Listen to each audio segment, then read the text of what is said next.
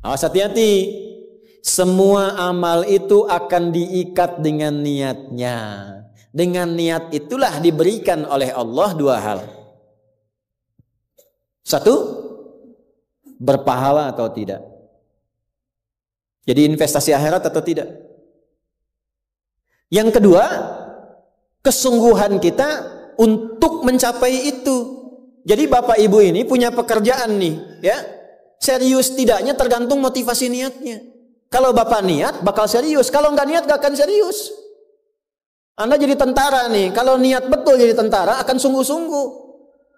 Kalau nggak niat ya biasa-biasa saja, ada tugas kerjakan, nggak ada santai. Anda kuliah, kalau niatnya benar, sungguh-sungguh belajarnya. Duduk paling depan, dengarkan dengan baik, catat, nggak paham nanya. Makanya masuk dengan keluar beda. Masuk belum paham, keluar sudah paham. Ini duduk, masuk kelas, duduk di kursi barisan belakang. Duduk di kelas, bangku deretan belakang, gitu kan, di dalam kelas penuh dengan obrolan, dengan pikirin, nggak pernah nanya, pulang, mau ujian, minggu tenang jadi minggu gelisah, pinjam catatan teman. Nah itu belum niat, nggak niat tuh kuliahnya.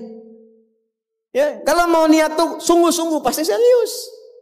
Jadi semua pekerjaan itu akan jadi tercapai hasilnya kalau sungguh-sungguh, kalau serius, serius. Ya, jadi kalau melamar sekali ditolak, kedua kali, terus, 3 kali, 4 kali.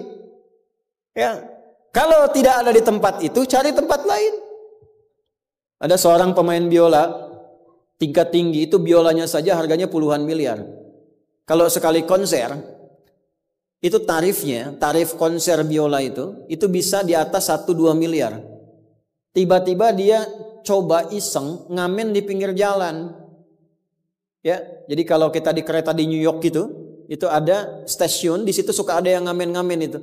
Iseng beliau ngamen, gak ada yang tahu kalau itu pemain biola termahal di dunia. Begitu memainkan musiknya, bagus musiknya, yang dikasih cuma recehan. Sekian sen, dapatnya berapa?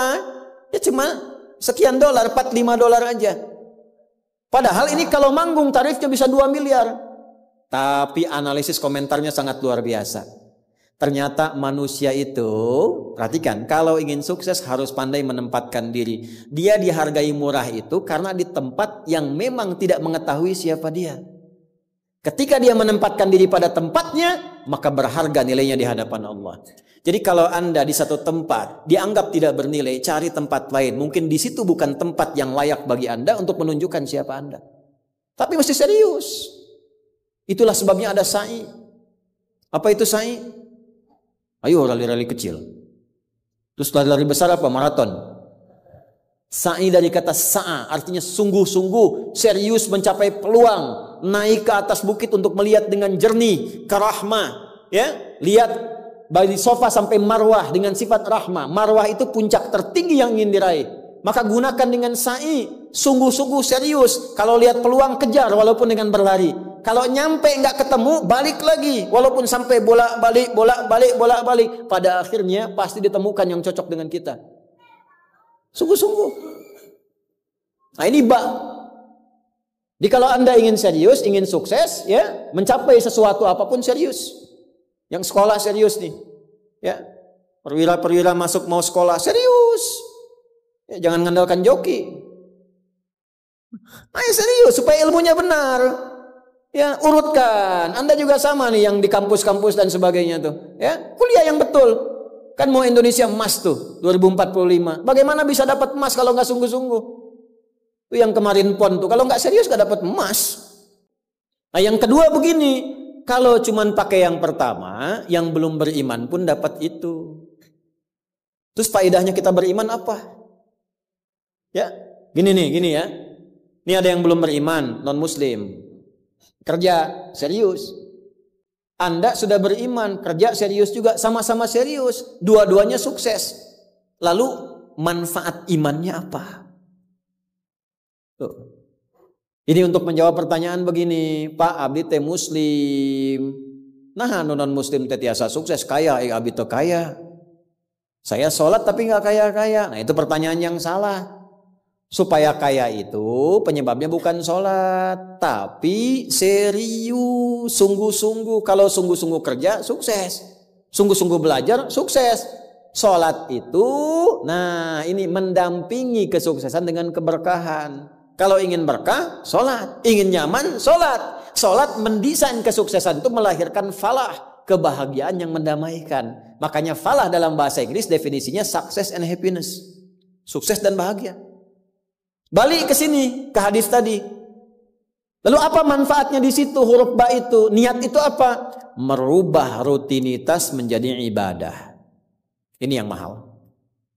Ini Pak, gini Pak ya. Bu. Ini apa Bu? Gelas. Isinya air. Fungsi air itu menghilangkan haus. Caranya minum. Tiap hari kita itu minum. Sesuatu yang dilakukan terus-menerus namanya rutin. Disifati jadi rutinitas. Minum itu rutinitas. Tidak minum bahaya buat ginjal. Minum kita. Tapi yang kedua begini. Gimana caranya rutinitas itu jadi ibadah? Tuh, minum tapi jadi ibadah. Apa fungsinya ibadah? Supaya dapat bekal. Bekal buat apa? Bekal buat pindah. Pindah kemana? Pindah ke alam baru ketika meninggalkan dunia. Siapa yang akan hidup selamanya di dunia? Ayo angkat tangan. Gak ada. Orang terkuat di muka bumi Firaun. Jaringannya luas, tentaranya banyak, hartanya melimpah, supportnya tinggi. Tapi se-Firaun-Firaunnya tewas juga. Selesai. Nah, artinya apa? Kita akan meninggalkan ini karena kehidupannya sementara. Karena itu bagi orang yang sudah meninggalkan dunia, disebut diumumkan telah meninggal dunia. Nah kita punya iman kalau meninggal pindah kemana? Kan ditanya. Akal kita kan bertanya, ini pindah meninggal dunia, meninggalkan dunia pergi kemana?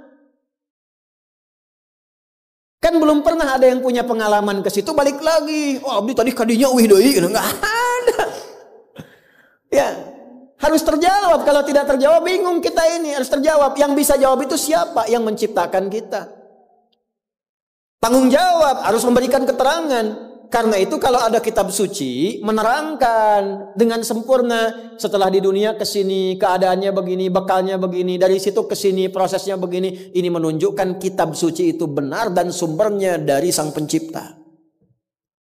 Dan berita baiknya, Alhamdulillah. Alhamdulillah, silahkan riset, silahkan komparasikan. Secara ilmiah, riset. Hanya Al-Quran yang menerangkan itu dengan sempurna. Dari dunia pindahnya ke sini. Alamnya disebut dengan kubur. Pemisahnya disebut barzakh. Di dalamnya ada begini. Dijelaskan oleh Nabi rinci. Kalau begini, begini. Kalau begitu, begitu. Selesai itu nanti bertahap seperti ini. Terjadi kiamat begini. Rinci. Kalau itu karya manusia, mustahil ada satupun manusia yang bisa berbuat seperti itu. Kita mau pindah nih. Sekarang kita pakai logika yang betul. Hukum pindah itu harus bawa bekal. Ini yang ngaji semua di sini, enggak semuanya orang Bandung. Orang Jakarta tuh. Ya. Soreang mana Soreang? Masih subuh nanti pas maghrib Soreang tuh. Ya, Purwakarta mungkin kan. Ini enggak semua orang Bandung ini. Apakah Anda bisa nyampe ke sini kalau enggak ada bekal? Dari Bandung mau ke Jakarta mesti ada bekal. Beli tiket pakai kereta api cepat. Ya, kereta cepat, wush, tiketnya bekal. Pakai pesawat, bekal. Hukum mengatakan setiap pindah tempat mesti ada bekal. Ini Anda, saya, kita mau pindah dari dunia minimal transit, ya waiting roomnya di alam kubur. Mau pindah, pertanyaannya bekalnya apa? Kan pindah tempat. Semakin berpindah tempatnya, semakin beda hukumnya. Ini kita di Indonesia mau transit ke Malaysia, apa dikira mata uangnya sama? Tidak, hukumnya pun nggak sama. Orang Indonesia ke Singapura, hukumnya beda. Oh bisa rapi, di jalan rapi, nggak ada buang sampah sembarangan, gitu kan? Pulang lagi ke Soreang, nggak bala deui, gitu. Hukum beda, ketatnya nggak sama. Ke Amerika lebih jauh lagi, nggak laku rupiahnya, tukar dulu dari sini, baru dolarnya nyala. Pindah tempat beda hukum. Toilet di kota Bandung dengan toilet di Lebak Bulus bisa beda. Ya. Nih bang 1.000, kok 1.000 bang? 2.000. Biasanya juga 1.000. Anda di mana? Lebak Bulus. Sini Bandung pak. Ya, bisa beda hukum. Maka Anda jangan berharap di alam kubur itu hukumnya bisa sama dengan hukum di dunia. Pasti beda. Tetap pertanyaannya sama. Bekalnya apa? Cuman 2 lembar 2 kain. Ibu tambahan 1 bu, kerudung ibu 3 tuh. Makanya saya selalu mengatakan dengan bercanda tapi dalam, mohon maaf ini yang muslimah, berlatih pakai kerudung ya. Berdoa minta sama Allah supaya nanti tidak bikin malaikat mungkar nakir penasaran. Di dunia nggak berkerudung, begitu meninggal dikerudungin, ditaruh ke malaikat. Ucu gening. Waktu di dunia teh kerudungan, nah udah jantan kerudungan. Man rabbuka, abi jamaah Ustaz Adi, namun belum sempurna hijrah. Pelan-pelan, jangan dihukumi dulu. Dia sujud itu sudah luar biasa. Dia belum taat pada satu bagian, tapi taat pada bagian yang lain. Kita doakan, support. Jangan langsung tiba-tiba, oh nggak taat, dosa, neraka. Nah, kamu neraka, aku maing wes. Repot kalau gitu tuh. Ya, balik lagi, dikembalikan pada kebiasaan, pada kebaikan. Nah, sekarang mau pindah ke alam kubur, bekalnya apa? Kan mesti jelas. Baju sudah beda, nggak bisa dibawa. Itu sudah fitrah Pak. Bapak punya warisan banyak, ditinggal. Nggak ada yang mau ikut, semua ditinggal. Anak-anak tuh sudah catat warisan bapak apa saja. Ibu sesayang-sayangnya nggak akan ikut bu. Bapak jangan tinggalkan saya. Terus kata yang nguburnya, ayo ibu mangga atau mau ibadah ngiringan, nanti aja. Akan masuk. Nah sekarang pertanyaannya bekalnya apa? Ini mesti terjawab. Kalau nggak terjawab, nggak lengkap agama itu. Apa fungsinya Tuhan di situ? Mesti menjelaskan. Nah di Islam itu dijelaskan. Bekal yang kita bawa pulang meninggalkan dunia itu, itulah yang disebut ibadah. Itu. Setiap dikerjakan ada poin ditulis. Poin itulah nama bekalnya. Namanya ajrun namanya. Lahum ajrun ghairu mamnun. Yang kita sebut dengan pahala. Yang menjadikan itu dapat, pahala itu diraih, bekal ibadah itu dapat, itulah niat. Itulah niat. Jadi pekerjaannya tidak berubah, rutinitas tetap jalan, minum tetap minum, kerja tetap kerja, makan tetap makan. Cuma dengan niat itu di saat yang sama cara minum itu langsung dinilai sebagai ibadah. Perintah Allah, malaikat tulis. Ya, berapa tulisnya? Sesuai kadar keikhlasannya, minimal 10. Itulah perbuatan yang dianggap benar sehingga konsepnya dunianya sukses, minum juga, haus hilang, akhiratnya dapat pahala. Jadi dunianya sukses, akhirat sukses, disebut baik. Perbuatan baik yang dinilai sukses oleh Allah disebut hasanah namanya. Makanya kita berharap dunia jadi hasanah, akhirat dikonfirmasi hasanah itu jadi pahala. Maka kita berdoa, Al-Baqarah ayat 201, Rabbana atina fid dunya wa fil akhirati waqina. Apa tafsir hasanah terkait ibadah? Tafsir hasanah terkait ibadah pindah surat ke surat 6. Ayat berapa? 160. Man jaa bil hasanati falahu asyru amthaliha. Minimal kalau diniatkan jadi ibadah tulis 10. 10 itu yang disebut bekal pulang. Sebelum meninggal. Tampilkan nanti. Punten Pak ngetang nate sanes kieu nya 1, 2, 3, 4 itu hitungan dunia. Cara menghitungnya 1 ke 2 500 tahun. 2 ke 3 500 tahun. 3 ke 4 500 tahun. Nanti semua itu diakumulasi, ditampilkanlah surga yang sesuai dengan pahala kita. Kapan ditampakkannya? Saat sakaratul maut sebelum meninggal. Sifat ibadahnya disebut, sifat orang yang rajin ibadah disebut abdun, jamaknya ibadun. Ketika mau meninggal ditampakkan, karena ditampakkan tenang dia. Nyawanya tenang, jiwanya nyaman. Sifat jiwa yang dilatih ibadah, saat latihan disebut tumakninah. Ruku anjen, jangan dulu itidal sampai tumakninah. Sujud, jangan bangkit dulu sampai tumakninah. Kebiasaan tumakninah punya sifat namanya mutmainnah.